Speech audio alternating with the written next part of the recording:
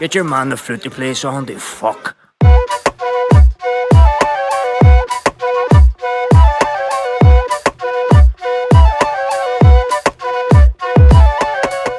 Which everyone, grma Tashiv, and welcome back to episode number 81 of the Inline G Flute podcast with me, your host, motherfucking Inline G. I'm grabbing that microphone like I'm in the fucking Who. sorry, I'm getting carried away. I've got this energy about me recently. I don't know what it is. Also, what do we think of the new intro song? I didn't get to talk about it last week, but brand new intro for the podcast. It is a song called Drug Dealing Pagans by my favourite current band, Kneecap. They're an Irish hip-hop trio from Belfast. They're fucking class. They've also got a movie out, by the way, called Kneecap. It's like a dramatised version of their own lives. Go watch it. It's on Netflix, I think, or Amazon Prime in most countries. The Kneecap movie. Most of the film is in Irish, so it's not in English, it's in Irish with subtitles. And that's the kind of idea of the film. It's a love letter, essentially, to the Irish language. Which also, by the way, you get a bit of the Irish language in this podcast. I've been sneaking it in for you, like you would with a wee pill for a doggy who's sick at his burger. And at the start of every episode, I say Diagwich, which is hello, essentially in Irish, how we greet each other in Irish. And then grma Tashiv, which is the plural version of how are you from the Ulster dialect specifically of Irish. So you can say grma Tatu is how you would say it for one person. You're probably more familiar if you know any Irish with Conas Tatu, which is the Leinster Dublin dialect, but grma is our lovely Ulster one. Also, the Kneecap movie is a great reflection of what growing up in modern Belfast was like. Or at least, well, that's what I've been telling all my dates anyway. To let them know what they expect from this big bad boy. So you guys should go watch it too, because it might explain a lot of reasons why I am the way I am on this podcast. But anyway, enough talking about Kneecap. This week, dear listener, it's just me and you again. I love these solo episodes. Man, they give me so much energy at the minute. Writing these episodes is so much fun. I live for these episodes. I love my guests. They're brilliant fucking guests, but a bit of time just to be me and you, I love it. Now, what was we going to do today? Alright, lads, I fucked it again. I had this episode idea, and it was a great idea. The idea was I was going to do a part 2 to my last episode about the Facebook Flute forum. I don't know what episode it is. It's like a year ago. Quick thing, if you haven't watched that episode or listened to it, go do that first, alright? You have to listen to that one first, because this is, in some ways, a sequel. But for those who are not going to listen to me and stick around anyway, the Facebook Flute forum, it's a group on Facebook called Flute Forum, and it's lawless. It's a lawless land. It's like the Wild West, that group. It is the only thing keeping me on Facebook at the minute for the endless hours of entertainment of flute players arguing with each other in there. I love it. I live for it. And by some miracle, from the grace of God, I haven't been fucked out of it yet. The all-powerful council, the judge, jury, and executioner of that group, have seen it in their infinite wisdom to include me further. Because the great council of Flute Forum was set up last year, and since it has been, there have been, unfortunately, less arguments in the comment sections. But it's typical American fashion. It's a puppet government. It's the illusion of democracy. That's what's been installed. It's a satellite state, a Vichy government. I'm going to take it down. So I was going to dive back in, lads. You all sent me some great suggestions over social media of your favourite posts, your favourite arguments in there. But I didn't get very fucking far, because one post is going to take up this entire episode, because I spiraled. I went out of control here, lads. I've got a lot of free time at the minute, and this was a Wikipedia hole I ended up following right to the end, pulling on that thread till I had no clothes left. So, firstly, if you're not in the group, by the way, the Facebook Flute Forum group, and you're a flute player, go and join it. If you're not a flute player, please don't go spamming it. That's not what we need here. At the time of writing, there are 76.6 thousand people in this fucking group. That is the same as a capacity, like full capacity night at Manchester United at Old Trafford. That's insane. That's like a full Old Trafford. Wild. So lads, anyway, here, straight in, no kissing. The post that launched 1,000 podcasts. So on the Flute Forum group, I just thought I'll pop in here and I'll go see if I can find something to talk about. See what comments are going on. And then I saw a post with 152 comments. And by Jesus, boys, I licked my lips like the cat that got the cream. I thought this is going to be juicy. And here, I wasn't wrong. Now, the original post is... Normally, I keep everything anonymous, as you know, on this. But I'm sure this man won't mind me saying his name because, first of all, I'm praising him. And second of all, he's a cool dude. And I'm sure he's fine. It's Eric. I'm sure you guys all know Eric, Norwegian Eric Flute on Instagram as well. Great guy. Eric Sandvik is his surname. Really cool guy. Okay? You all know Eric. So Eric posted in this group on the 7th of January at 6 a.m. in the morning, my time. Don't know what that time was in Norway. But anyway, he said, professional flute player. After an interesting discussion with a friend, I'm curious about how people from different places, attention to that, define what it means to be a professional flutist. So, where are you from, and what would you say are the criteria for calling oneself a pro? Myself, I'm Norwegian, and I personally think it's baked into the word. You probably have a degree in performance, it's your profession, and you make an income from performing. Beautifully put. Now, the main point here, I took it away as, is different places define, because definitions change, as we all know. Well, we should all know, but fuck. So, 152 comments. I didn't count exactly how many, but the vast majority are from Americans. Good old Americans. And the most common reply, Jesus Christ, I could have had kittens reading this. The most common reply is where someone has went into Google, typed in the word professional, and copy and pasted the answer and went, there you go. As if Eric didn't fucking know that.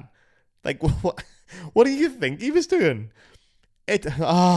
And obviously no prize for guessing which nationality was doing that. Americans. He knows the definition.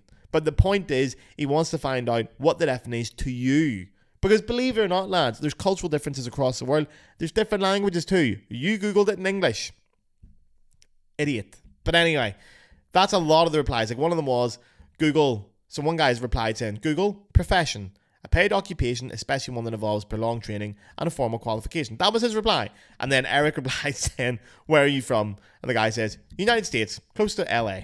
And then Eric doesn't reply anymore. And that is a common theme, and I fucking love Eric for this, man.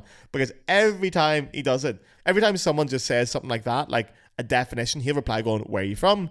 And then they'll say, USA. And he go, well, yeah, I know. I don't want to hear from you guys. We've heard enough from you guys. One person replied, he said, where are you from? And one person replied saying, Alabama. And Eric replied saying, USA, question mark. And I'm sure, because I do this, I'm sure Eric knew rightly that Alabama's in the USA. But you love to do it. The Americans go, sorry, I've never heard of that. Because again, Americans think you've heard of their shitty towns. They think we all know, as if we give the slightest shit about what's going on over there. If it's not Donald Trump or Britney Spears, we don't care, lads. We don't give a shit about your wee towns. We all know New York and LA. That's about it. We don't care about the rest. Is great. And the arrogance of some of these comments, man. I played in my local symphony for 27 years. Played in a nearby symphony 15 years. Played in opera orchestra 20 years. Making money makes you a professional flautist. Great. Thank you for listing out your achievements, dickhead. It's so, like, so arrogant, man. It's so arrogant. There's some wild answers in that. When your only income is from playing and teaching, like me since I was 16. Oh, great. Okay, congratulations. I'm sure you feel great about it. It's constantly that. And one person as well. I'm from Nashville, Tennessee, but live in Boston, Massachusetts currently. I mean, I don't want to attack people on this, but see, for anyone outside the USA, just say USA. None of us give a fuck about whatever shit was it, Tennessee or Massachusetts. We don't know. We don't care. And it's the same thing. It's the same culture. It's the same country. There's no cultural difference between the two of them. We don't need to know that you've moved from those two countries. Nobody cares. Okay, things are not that different over there. And this is what happened now. A lot of comments in this are super interesting and really thought out. And especially the ones from non-Americans. They're very interesting because there are different perceptions of what we perceive someone to be a professional to be. It's very common. In Ireland, we have a totally different idea of what a professional is or how we would use that word. We don't really use those words, to be honest, in general. Professional and amateur are not words we use. You don't see it as much in other countries, other languages, which I'll get to later. But Americans are obsessed with it. They're obsessed with professional and amateur. Now, I know this group is mainly Americans inside them. So that would probably explain a little bit of the reason why it's so heavily weighted towards American commenters. But it's also because Americans can't help themselves when it comes to comments about this topic. While Europeans I can only speak for Europeans in my personal experience, but Europeans, we don't give a fuck. We just don't care as much. It's not as much of an obsession. You guys love labels. You love boxes. So anyway, go read that, okay? Go have a reread of that comment and see what's going on in it. Go start a fight. Go start a fight and say, I told you to. They don't recognize me in that group, man. The last time I did that episode, I was dying for someone to post in and go, oh my God, look at what he said. Nobody did. I was so disappointed. Man, please, someone go and fucking post this in that group and let them see them talking about them. I want 76,000 people to start attacking me. But anyway, so we have to get on to this, right? This is what this podcast is going to be about. We're going to be talking about classical music in America. We're going to be talking about its attitude towards it, its European roots, and a couple of other things. All spawned from this podcast post. So the recurring theme of the replies to it is the fucking insistence of Americans to not even register or choose to register the existence of other countries or cultures. It's wild. Now, this isn't a uniquely American trait. It happens with most big countries or colonial powers. The Brits do it. The French do it. As I said, the Americans do. All the countries in the world that nobody likes, they do this. Now, the reasons for this are pretty obvious. The country invaded half the world, and they've actively tried to eradicate indigenous cultures and languages and replace it with their own. So, they have to convince the people that they're invading that their own culture, language, etc. is the best, even though it's fucking not. And that's also what they do in history books. If you read a British history book about the Brits, Americans about the Americans, fucking French about the French, they leave out quite a few details, lads, because if they told the truth, their own population would hate them. We get the truth in other countries. Small countries, we get the truth. We know rightly. But big countries have to make things up. They have to drive up patriotism. They have to make the army seem like a legitimate career path, which is fucking insane to me. And then when you do that, you get a bunch of arrogant pricks. By the way, I'm not attacking anyone who's in the army here. Obviously, it's the existence of the army and the armed forces as a career path. It's a weird thing. We don't do it as much in Ireland. Okay, smaller countries don't do this as much. It's a big colonial thing to be hyping up the army. It's weird, and your American attitude towards the troops is weird, considering where your troops have been and what they're doing. But anyway, if you're in the army, it's grand. I'm not attacking you. I'm attacking the powers that be in there. You're just, what are you? Collateral damage? I think that's how they would view you. But anyway, so they have to drive up patriotism. They have to make things up. You can see this in real time right now. Donald Trump's back. Trump's back, baby. And last week I was watching an interview with him where he said he wanted to buy Greenland. Like the country. Greenland is in part of the Kingdom of Denmark. He wants to buy it. I mean, that's an American attitude. I think you just buy shit. We don't sell things here. We don't have rampant capitalism like you guys do. And Denmark's basically told him to go and fuck himself. But he's done it for this thing of like, oh, it's national security. You know, how Israel is national security and invading half the fucking Middle East is national security when it's not. We all know what it is. It's either oil or trade routes. It's the climate change crisis. It's rumbling on. And basically what's going to happen is Greenland is already starting to melt. It's mainly ice up there. It's starting to melt. Polar ice caps are melting. When it finally does melt enough, there's going to be a new trade route opened up there for ships to come from Europe to America. Big Donald wants to have his finger on the pulse. He wants to have that owned and be part of American soil so he can use it. That's the only reason they ever give a shit about anything. Okay? The Suez Canal is the only reason why America is in fucking Africa and Israel. It's so important to their trade. You saw what happened when that ship got stuck in it a couple of years ago. How the world nearly fell apart. Suez Canal is massive. That's half the reason why the influence in the Middle East is so strong from America. And this is, well, we'll not get into that. But anyway, big countries do this. And if you're from a big country, maybe be aware of this. If you're French or if you're American or if you're British, there's nothing wrong with being from those countries. But acknowledging that it's not normal is quite important. You will have had an education that will give you a selfish world outlook and a culture that does this.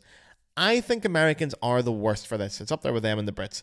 Mainly because the Americans are the most powerful country in the world.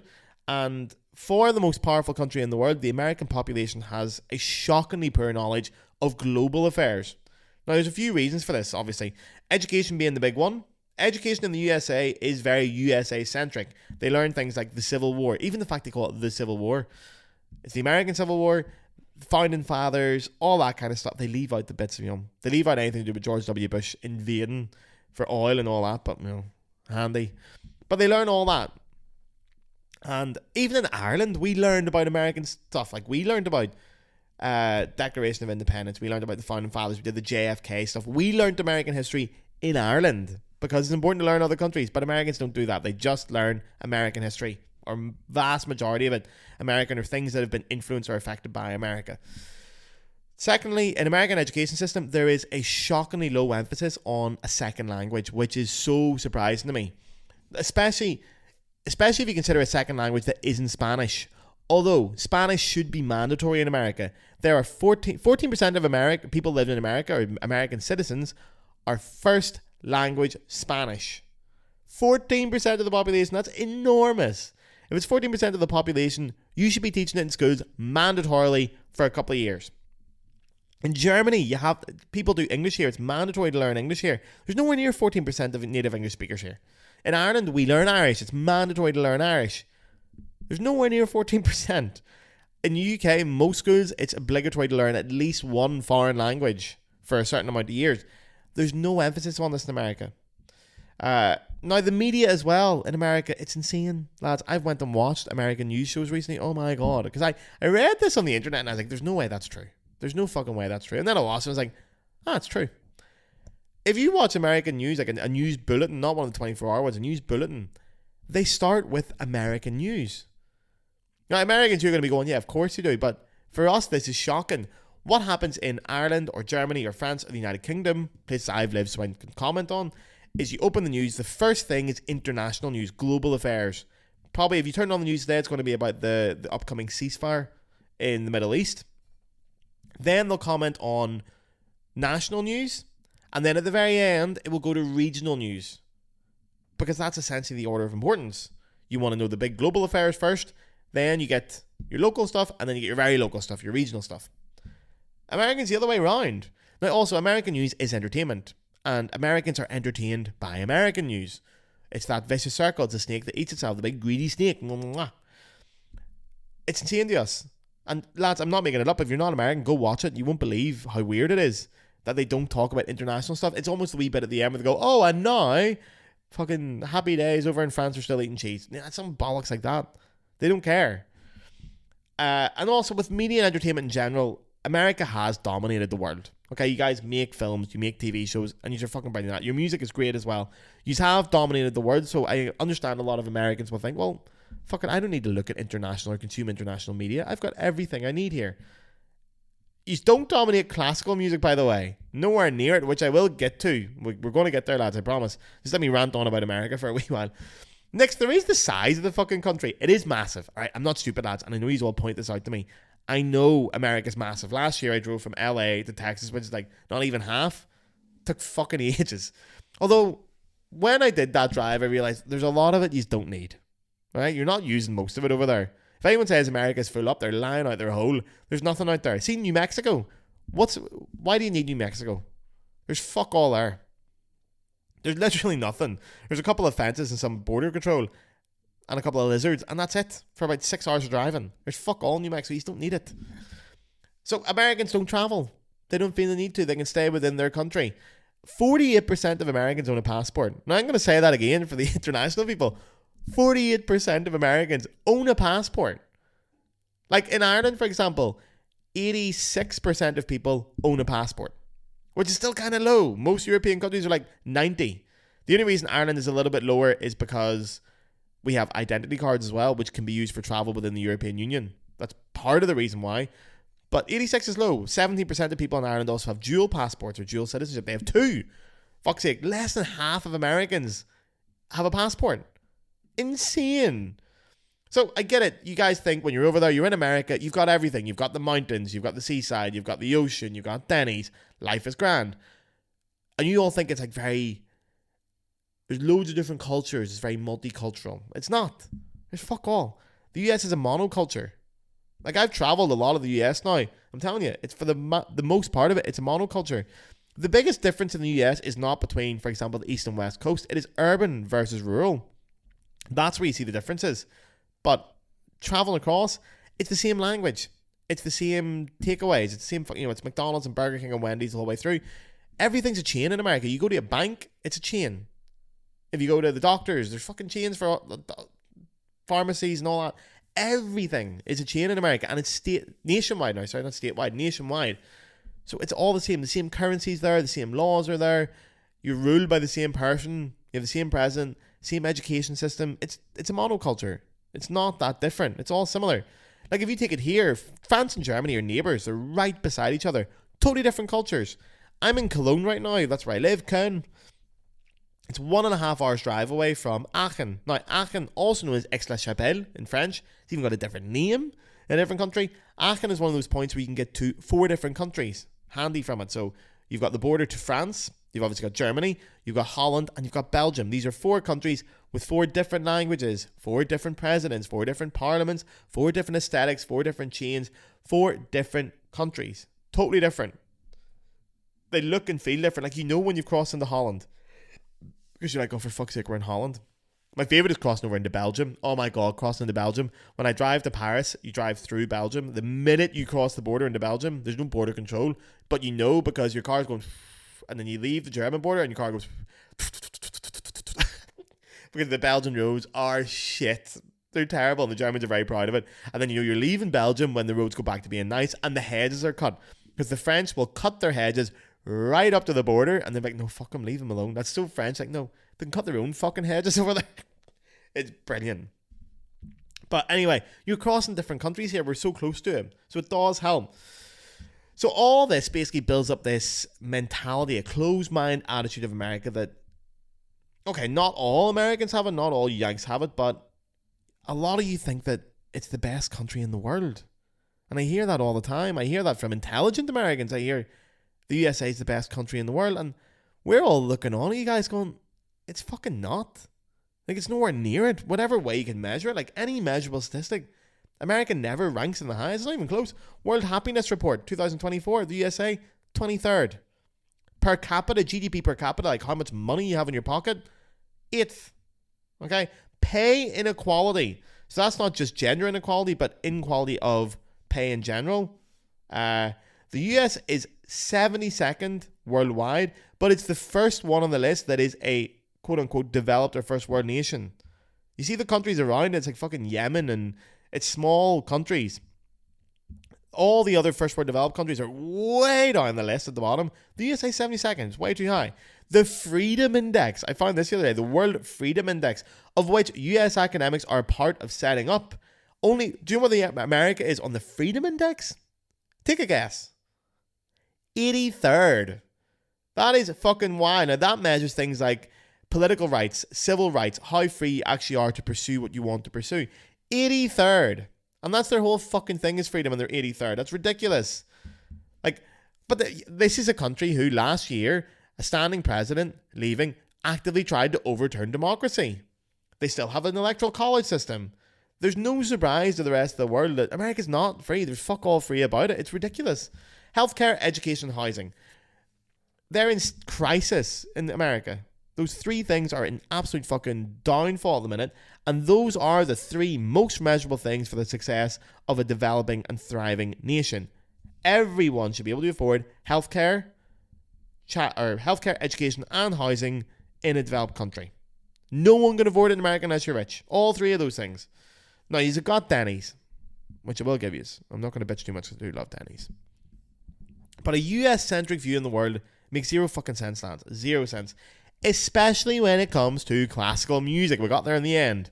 Because when it comes to classical music, you've only been here for about 5 fucking minutes.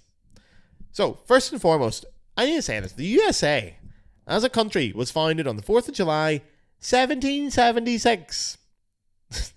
This is ridiculous. Now, okay, there are many ways to measure when the USA was actually born, but that's when the Declaration of Independence was created, so it's kind of the accepted one.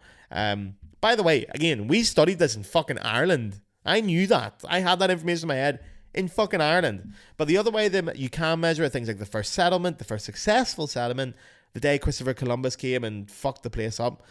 In the list of where America's birth could be, one of the genuine dates to use to measure it was when the first McDonald's opened, because that could be considered the true birth date of the modern USA, which is August 15th in 1953. Denny's opened in 1954, for all those of taste. So all this to say, America's 5 fucking minutes old. It's just popped up. The oldest pub in Belfast, White's Tavern, often say they're the oldest. They're like 1630. Kelly Sellers has been knocking about since 1720. McHugh's Bar has been there in some kind of fashion since 1515. Now, for classical music, this becomes even more important because Bach died in 1750. So America wasn't even, it didn't even exist when Bach was dead. Dead, not even living, dead. Mozart, Beethoven, and Haydn were all born before the USA was. Classical music as a genre in America kicked off because of European imports. Obviously, lads, generally, if it's a white person thing in America, it's European imports. Okay, because indigenous American people are not white. Now, if we look at classical music in America, there were two big schools of composition that sort of got the idea of America being its own thing in classical music. And they were called the first and the second New England schools of composition. Now, the first one was sort of 1770-ish, about 30, 40 years. The first New England school was also known as the Yankee Tunesmiths. Had some funky tunes, to be fair. You should go and listen. A lot of the composers were fully self-taught. And they are strange compositions. It wasn't appreciated by Europeans. They thought it was weird as fuck, to be honest. And to be honest, those pieces haven't stood the test of time. We don't hear them anymore. They're not programmed anymore. They weren't really there. Now, the second US school had people like John Nose Payne, Amy Beach, Edward McDowell.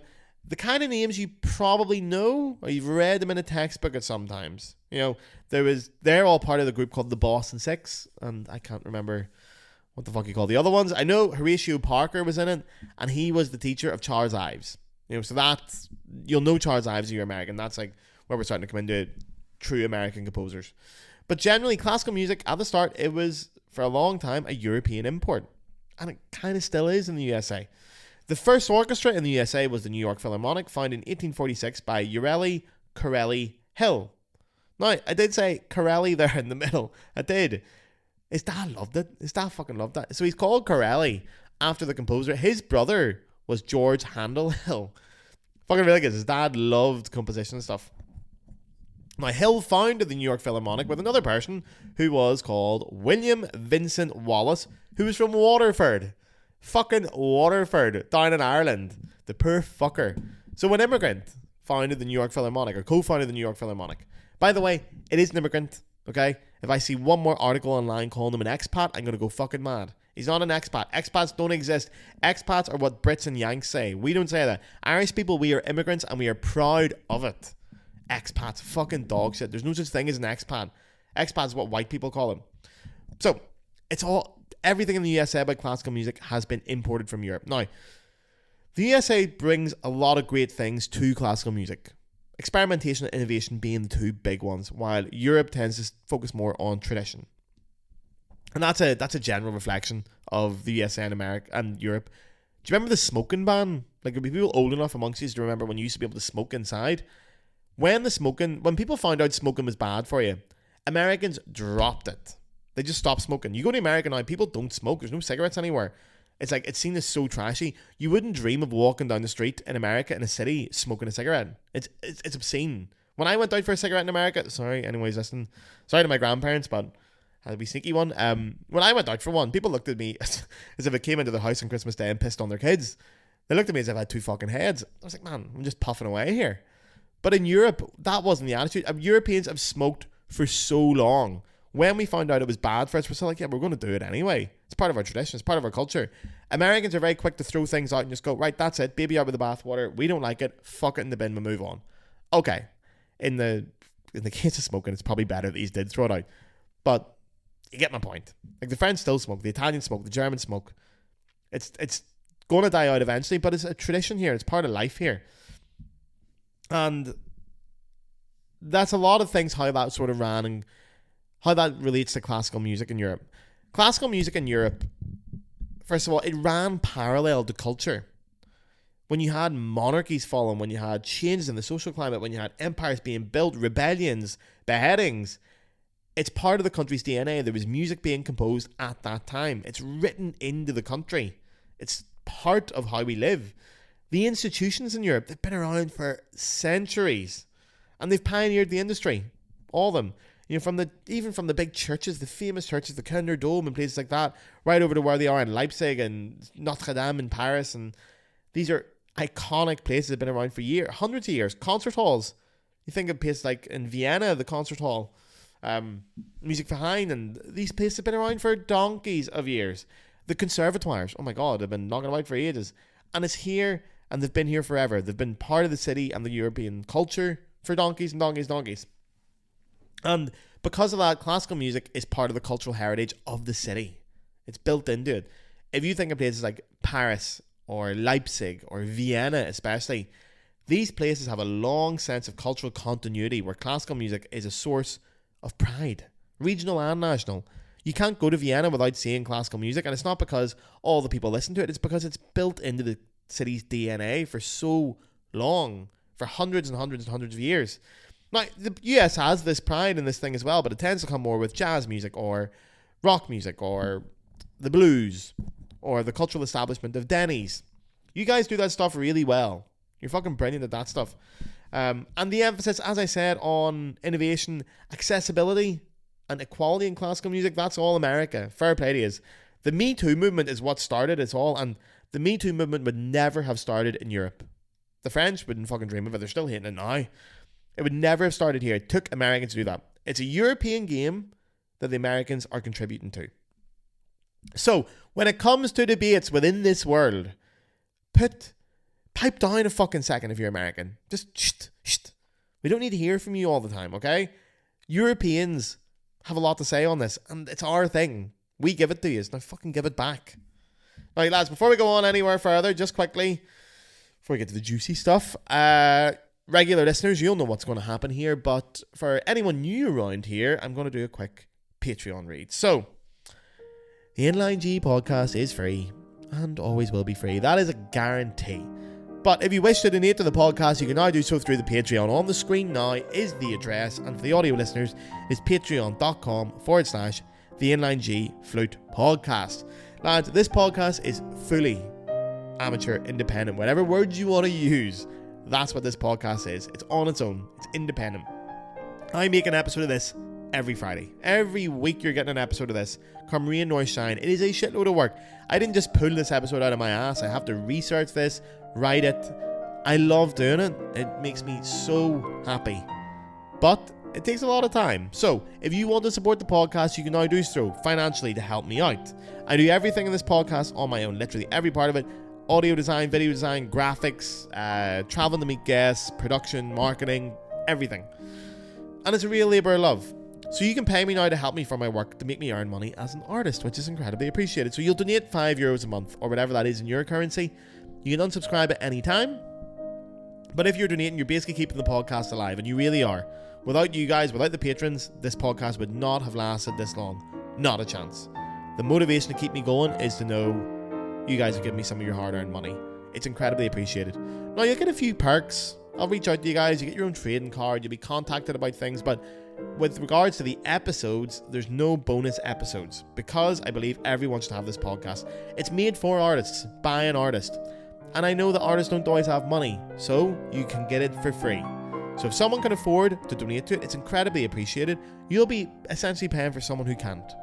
So if you've got that financial stability, it's hugely appreciated going to it. But here, if you're skint, like I was for many years, we're artists here, it's grand. You can keep listening for free. It's a model based on soundness and kindness. So thank you very much, everybody. Mwah, mwah, mwah. I love yous. Now, lads, I need a drink. I don't know what it is about me recently, but I have this energy in me. I have this like feral energy. I just want to go mad some night. I've been saying to everybody for weeks, I want to go out and like do karaoke to 6:30. I've had so much energy the last few weeks. I don't know what the fuck's going on with me. Feral is the way I describe it. That's what TikTok's calling it. Although, I just for the crack, I googled the word feral and it's has avoided captivity, and like that's what I feel like. I feel like I've avoided captivity and I'm just ready to go and do something. I'm just on one at the minute. I don't know what it is, lads. I love it. And that's why this podcast is going all over the fucking place.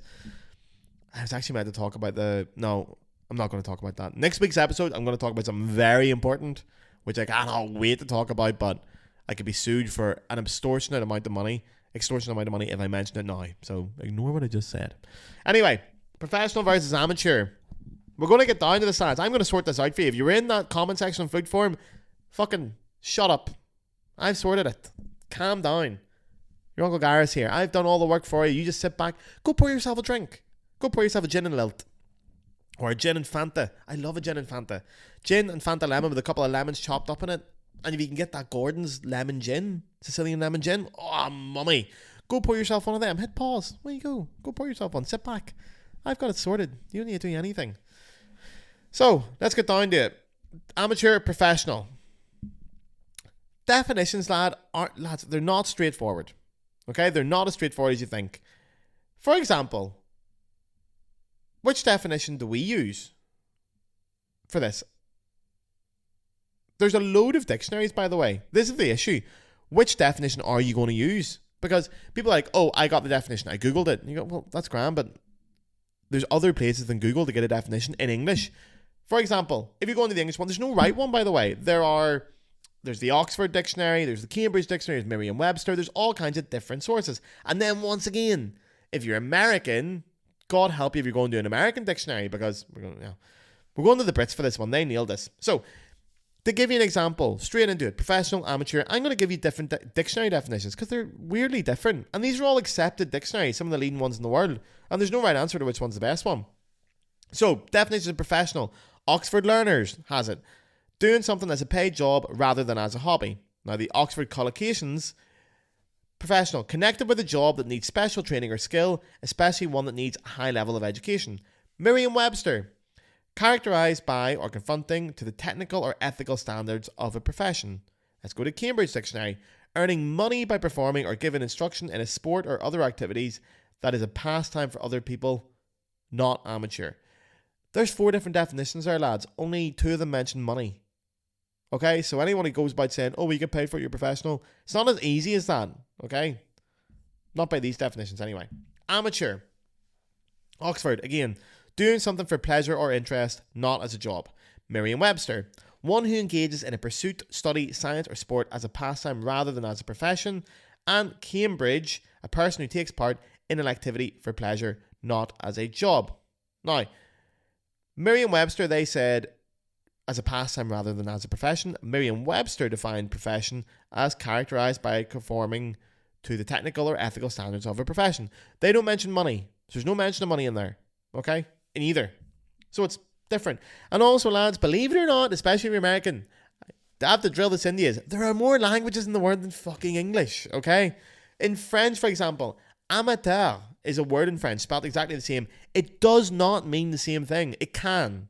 Okay? But if someone's talking about amateur in music, it's got a totally different meaning. Now, official definitions vary, but one of the ones I got from a dictionary is une personne qui aime, cultive, recherche certaines choses. So it's a person who likes, cultivates, or researches certain things. If you use the term amateur in France, it is nowhere near an insult. It is something that, it's a word that is used to describe someone who does it with love and passion. It's a totally different thing than the almost insulting nature that you get in the US of, it's very amateur. We even have that thing, oh, that's very amateur. As if the quality is affected by the status of amateur professional.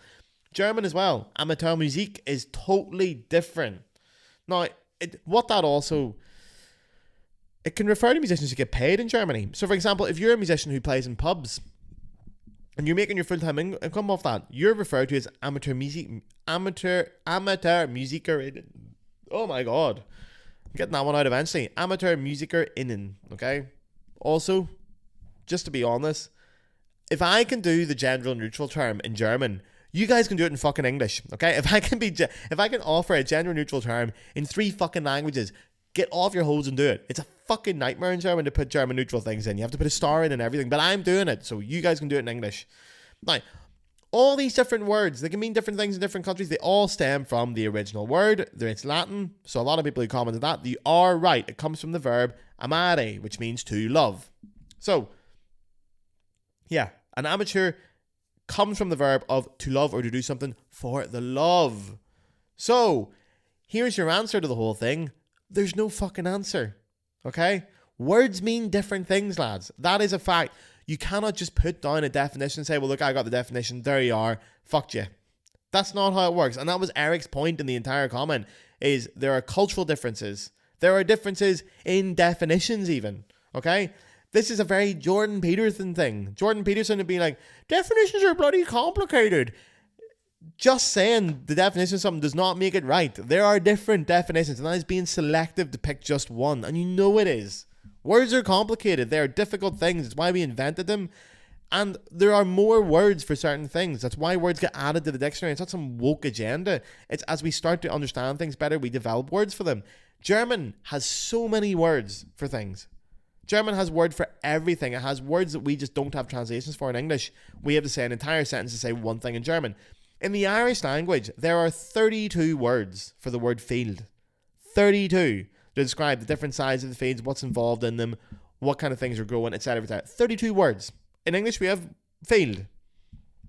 And English often lends itself to context and cultural implications for meanings. That's incredibly important in the English language. So you need to keep an open mind. Which is also why you get these... it's why you get these fucking wankers going, oh, well, define a woman. Give me the definition of a woman. Tell them to go fuck themselves, because definitions change. Definitions are fluid. They adapt and they evolve with society. If someone ever does that when you're trying to defend trans people because, oh, you're so cool for picking on a minority, great. If someone tries to attack trans people and goes, oh, define a woman, tell them to go fuck themselves. Or tell them to listen to this podcast. If someone says define a woman, tell them to define a virgin, because they probably fucking are. Define a virgin, you.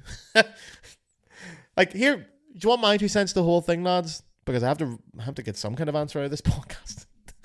My answer is, why do you care? Why do you give a fuck, lads? It's not important whether you're a professional or an amateur. It doesn't matter. And here, if you're American, it probably feels like it matters, because in your culture, it is so important to have these words. In Ireland, nobody cares. If someone comes into Ireland and says they're a professional musician to me, the first thought I will think is, wanker. Who do you think you are? And trust me, lads, the best musicians do not say they're professional musicians. They just say musician. In America, you guys love these terms. You don't need them, okay? Just drop the whole thing. Because you shouldn't be trying to get things out of these terms. You should be asking yourself, what can music do for me? What can playing the flute do for me? And honestly, lads, endless things. Whether you're amateur or professional, endless things. It can boost your cognitive ability. It can improve your memory. It can enhance problem solving. It reduces stress. It boosts your mood. It lets you express things that your words cannot express as much as you try. Lads, take it as a man who went through a bad heartbreak last year. Expressing is important. When I talk about falling in love with music all over again, this is what I mean. I am falling in love with the idea that I can express things in music that I just haven't been able to express in other places. By the way, do I have time for this? Okay, bear with me here, lads, a second. For anyone who's still here, by the way, 42 minutes, you're an OG anyway, so I can get personal with you. 2 weeks ago, I released an episode called, and I'm off script here, 2 weeks ago, I released an episode called From Taffnell to Tinder, Unbreaking a Heart. Last week, I had a guest episode with the tattooed flute teacher, which was wonderful, but I haven't got a time to speak to you since the heartbreak episode. That episode has went fucking insane. The numbers on that episode are mind-blowing. Cards on the table here, lads. The way this podcast numbers work, now YouTube isn't great, but my streaming numbers come in. It's mainly Spotify and Apple Podcasts. Amazon as well. There's some decent listens on them. The biggest episodes are the guest episodes, and the biggest guest episodes are the ones with the biggest names. The biggest episode in this podcast history is the one with Julien Bourimont. Purely because people are probably searching Julien's name, this comes up, there they go. That's the only reason. It's not a reflection of quality whatsoever, it's just how they find it. In a very close second place right now, and may have even took over at this point, is the Taffnell Tinder episode, which was a solo episode, and a very emotional and personal episode. I got a lot of messages about that episode with, first of all, people asking me if I'm okay. Lads, I am. Thank you all for reaching out to me. I'm great, actually. I'm having a fucking great time. And a lot of people sending me their own stories of heartbreak, be it with their instrument or a partner or a friend or a lifestyle, or it could be something, but you've broken up or had your heart broken. Thank you guys for messaging me that. That episode is, I don't know what it is. It's changed my outlook on this podcast entirely. I feel so connected to you guys, and it's lovely. And I feel like you guys have got my back, which is very important. So I want to thank anyone that's listened to that episode massively. I fucking love yous. It's unbelievable. Seeing the numbers and that broke my heart in a good way. So, yeah. I don't know why I went on to that, but thank you very much for it, lads. It's unbelievable how that episode's doing, so mwah, I love yous. Anyway, What else can flute playing do for you? It can improve your coordination, respiratory health, lads. Helps your breathing, posture. And here, some of the most important things, it allows you to make new friends. You're going to make mates through groups. You're going to improve your communication skills, which again, lads, music is a language. You're learning a new language. You can communicate with people. I will put that in a fucking concrete way. When I started teaching in France and then in Germany, I was never confident with my French and my German at the start. But teaching music, you can do it. I studied in French, and the first 3 months of being there, I didn't speak a fucking word of it. I understood everything in my flute lessons. I went to orchestra rehearsals. I can do everything because you don't need words. You can demonstrate a music. You can just play with each other. It is a language. You can bond with people just over music. So really, it's amazing. It encourages teamwork. It deepens your cultural understanding. I kind of forgot about this one. It helps you make sense of the world and your place in it and your country's role in it and your culture and your origins and your identity.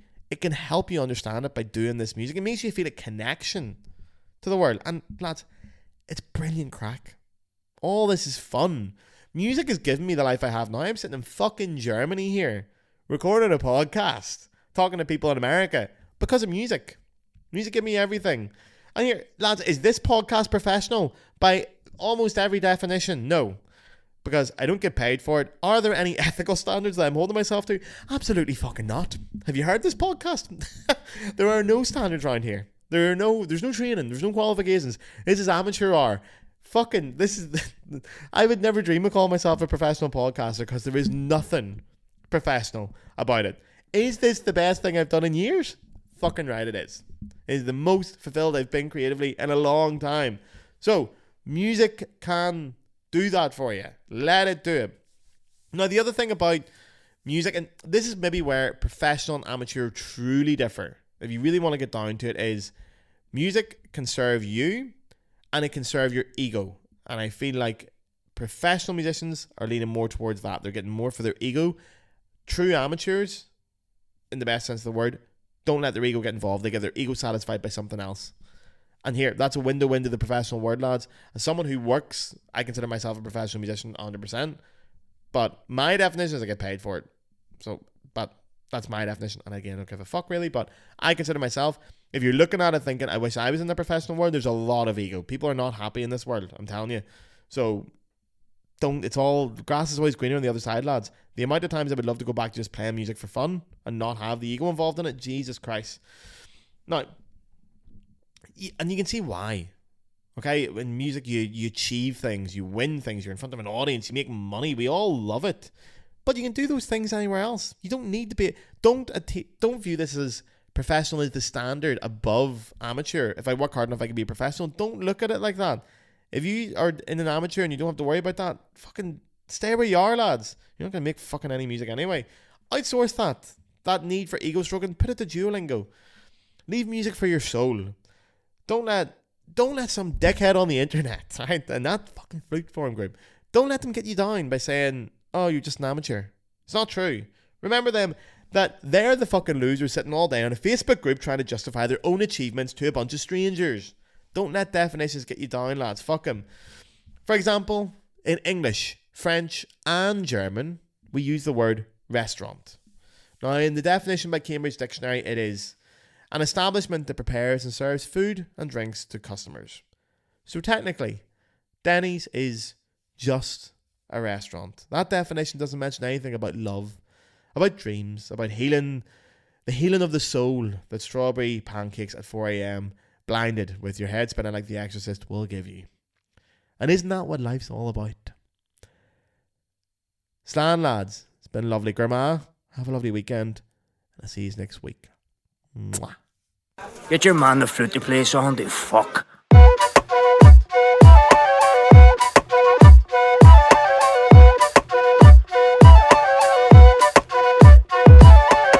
Bien so crocky, heart the druids.